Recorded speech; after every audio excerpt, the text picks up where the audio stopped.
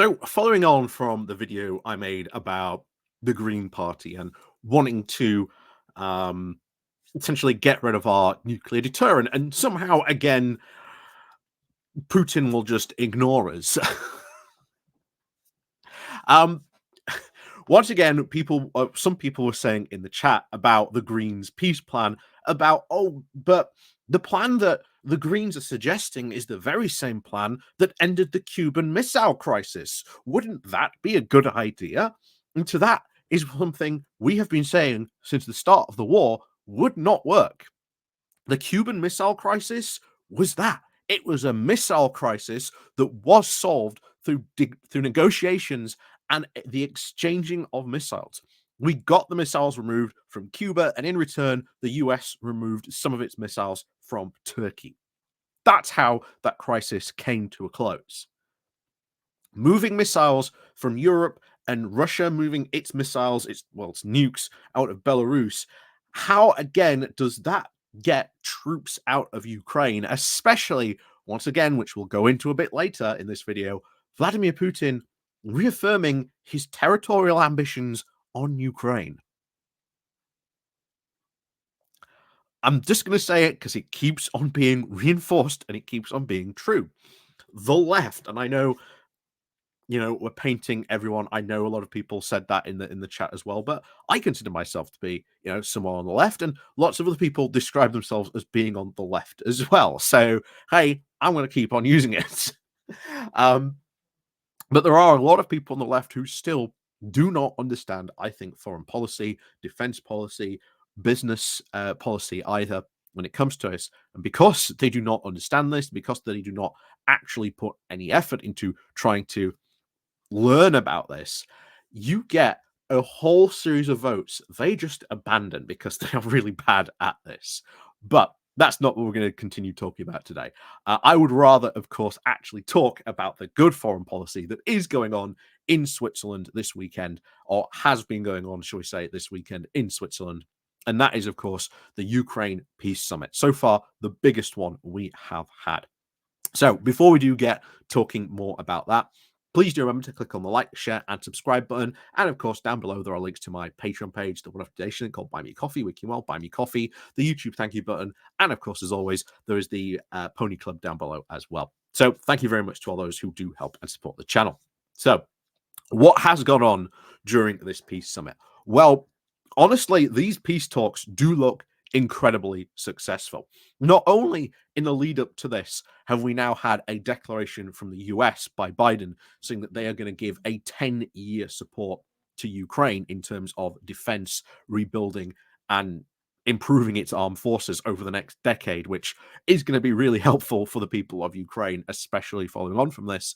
But also, the summit really does seem to be moving forward in a direction of reaffirming Ukraine's territorial sovereignty and its integrity.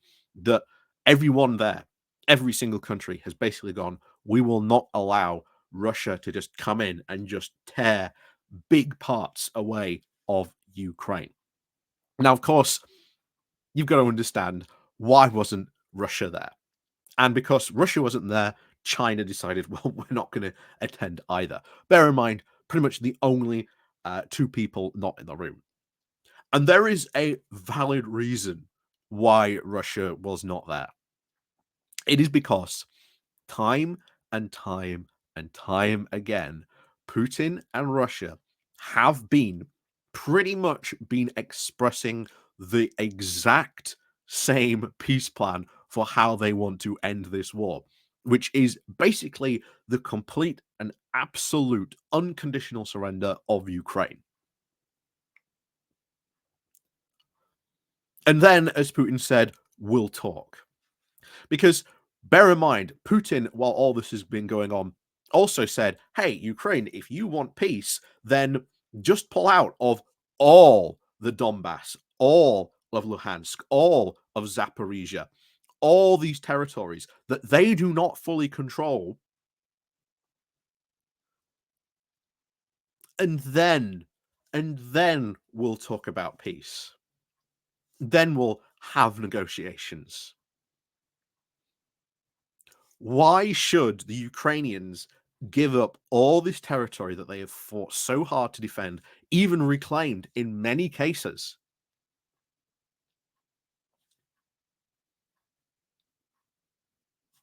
just to, well, appease Putin? And it is becoming very, very clear that Russia is becoming ever and ever more isolated. You saw the recent sanctions that went on into Russia to a point now where they are almost a, well, a lot of people said that they are now having to rely on China even more. They now had to make the yuan, the Chinese currency, its main, uh, its valued currency in Russia because of the sanctions that were applied to the currency exchanges in Russia, thus almost practically cutting off the access Russia has to dollars. That has had huge economic effects in Russia. And once again, the Russian economy, in an attempt to try and keep it stable, just gets more and more diluted. The more and more these sanctions take hits and stuff like that, they do work. And bear in mind, there are Russian YouTubers out there on YouTube who are talking about all these effects that sanctions are having on them. You can go and find them. They are there.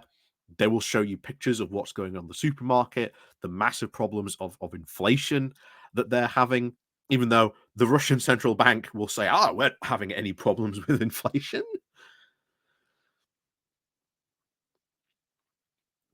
So these sanctions are having a massive, massive effect on Russia. And it is something that they cannot maintain. They just cannot maintain this. And the fact that we are, once again, from this peace summit, do really seem to be going in the direction of reaffirming the territorial sort of sovereignty of Ukraine, just puts Putin into an even worse position. Because the casualty figures alone that Russia has suffered from this were more than 9 years that the former, well, its former, shall we say, as the Soviet Union suffered in Afghanistan. And we were expecting to hit those numbers in 2025. But because Putin decided to have a little dabble again and launch a big invasion of the Kharkiv region in northern Ukraine, um, yeah, we've now surpassed those numbers. And Putin is now getting desperate. That is why he offered this. And bear in mind, there will be some people who say, "Oh, but maybe we should do that. Maybe we should give up that territory." Well, here's the thing. Let's say we go along with Putin's little suggestion. He said that then negotiations can start. So not only does Ukraine give up all its defenses that it has built and is currently defending against Russia, but they would also gain a beachhead across the river in Ukraine, which is one of the biggest defensible positions there currently is. So that will give Russia a huge tactical advantage in just in just giving up that territory alone. And not only that, Putin, as we've said before, has used things like this in the past to his own advantage. So why should we trust Putin anyway for this? Because ultimately he would go and try and take more territory. We know that the Russians have been obsessed with taking Odessa. And if they do that, then Ukraine would lose all its coastline. Not only that, but we also know what Putin would ask for in its negotiations. We already have seen them wanting to give up joining NATO. I wonder why. Because Putin wants to have another comeback and take some more Ukraine land in the future. And if, of course, Ukraine's in NATO, he can't do that. He wouldn't even dare poke NATO.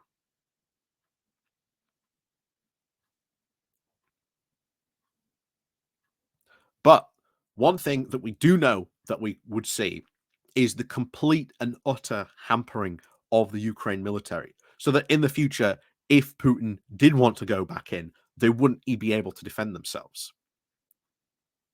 by having literally no almost no standing army, no artillery guns, no vehicles, no nothing like that able to defend themselves. So once again, while everyone in the world can see this is where we want peace, this is where we are going, we know we are going in this direction. The only person who cannot seem to accept that they have lost, that they are entering into an own cul-de-sac, and ultimately bringing down an entire country with them is Vladimir Putin. And until Putin actually recognizes that, or until maybe someone else, shall we say, takes this position, that ain't going to change. So honestly, really, really good diplomatic talks that we've seen and some of the stuff coming out of this peace summit. Um, I'm very, very hopeful for the future of Ukraine. I think they are definitely, definitely going to come out of this war as the victors. Um, I think history has already sort of been written here. And of course, now Putin just gets more and more desperate and just throws more and more men into the situation. And eventually, he is going to have to start recruiting from his more um, populous areas. And those populous areas are, of course, the Moscow areas, the St. Petersburg areas, the areas where he has a lot of support. If he starts doing that, you start to see the casualty numbers roll in. That's when he will really start to lose a lot of support in Russia. That's if he gets desperate enough to do that. But until that happens, of course, we will keep on bringing up and anything major that happens in Ukraine, we'll keep on talking about it. I think it's very, very, very much worth talking about this stuff because it is foreign policy, and analyzing this is very, very good and something the left should be really doing. But of course, uh, another topic for another time. But of course, as always, thank you very much for watching. Please do remember to click on the like, share, and subscribe button. And of course, down below, there are links to the Patreon page, the YouTube thank you button. And of course, as always, there's the Pony Club down below. So thank you very much for watching. And of course, until next time, we'll see you all very soon.